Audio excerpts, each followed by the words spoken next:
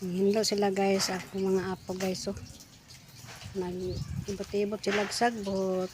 May klase karon kay Sabado man.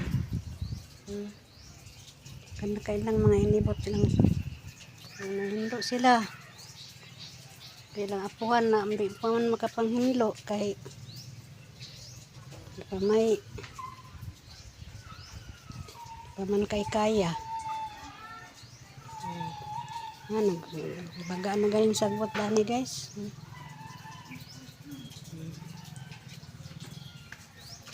Sila kalinaw sila ibot sa sagbot. Nayati na.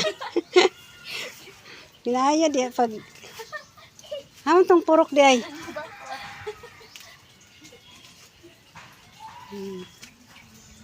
Kini kung mga apo sila gagaw ni sila.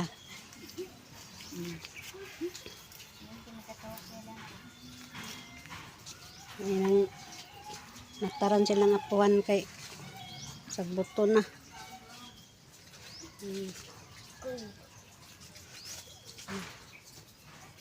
Sige na kay Kesa, nakuha na ko guys.